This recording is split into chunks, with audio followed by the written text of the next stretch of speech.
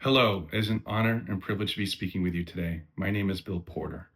I have an inherited retinal disorder called retinitis pigmentosa, which causes progressive vision loss.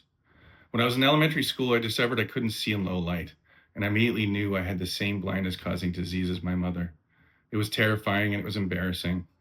My childhood activities were strenuous, like being in movie theaters or any outdoor activities after the sun would set.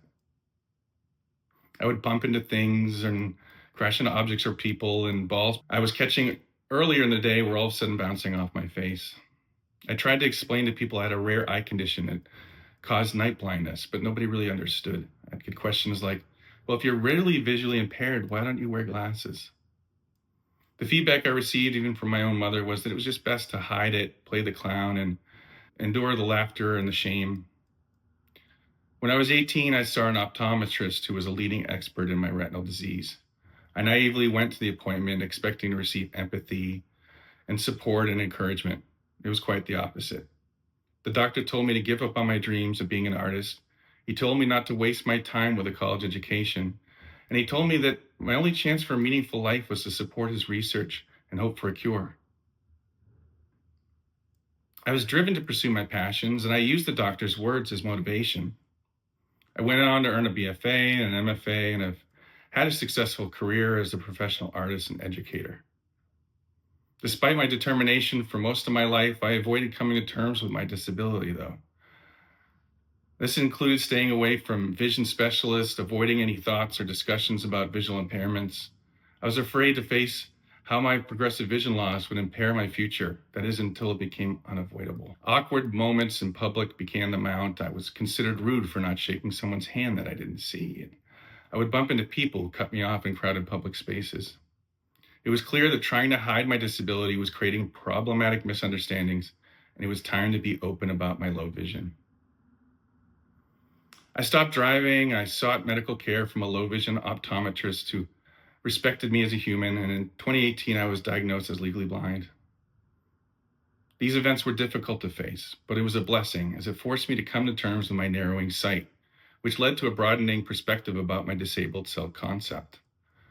My long-held I don't want to know attitude turned into an ever-growing curiosity about disability identity, culture, and how I could be an advocate.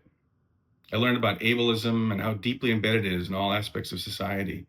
I began to unpack the discourse I had heard about vision loss throughout my life and how I internalized all those ableist views. I started using a white cane in public spaces because of the potential to help me both navigate and, more importantly, its ability to help serve as a visual cue to others that I was visually disabled.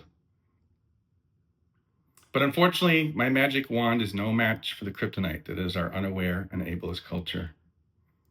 The misguided perception of blindness is absolute, and many people are skeptical of individuals who identify as disabled, as they think they could be faking it, which is one of the many symptoms of our culture's misrepresentation of blindness. As a result, I'm constantly at odds with myself about when I should use my cane. It both helps me avoid conflict and gets me into it. I've been grabbed without warning and dragged away from where I need to go.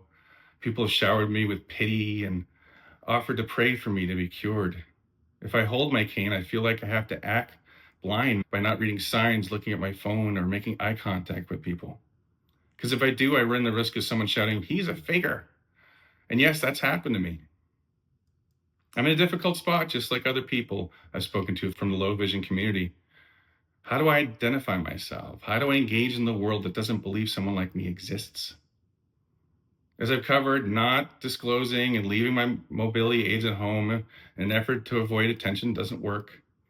Going to the other extreme and acting the part of being blind, that doesn't work either. It's just really uncomfortable. So, I decided I just need to be true to myself and do what's best for me, regardless of the situation and how uncomfortable it is or how much undesirable attention it'll provoke. I came to this conclusion when I realized how much I was internalizing ableism.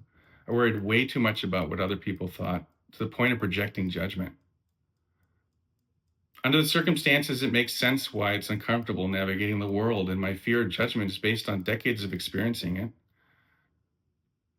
I call it out, but I also understand why it happens.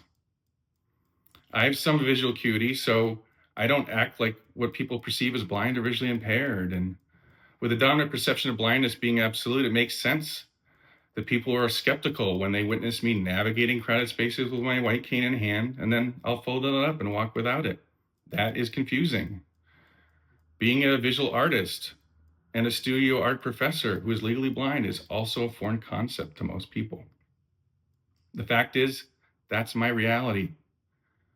I choose to not let judgment fueled by antiquated or inaccurate social definitions of blindness alter who I am or how I present myself.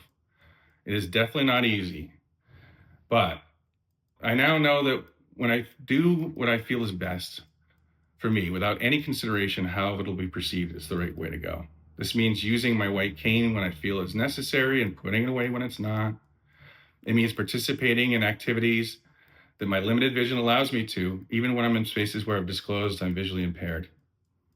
This also means using my platform as an artist and educator to be able to tell my story and hopefully change people's perceptions on what blindness is and serve as a role model to others. In doing so, though, I don't want pity. I don't want to be considered exceptional. And I definitely don't want to be labeled as inspirational for my life's achievements just because I have a disability. What I do hope is to inspire collective questioning about the narrative around visual disabilities, which includes a narrowing viewpoint about what blindness is and how the barriers our community faces are a construct fostered by a long history of systemic marginalization.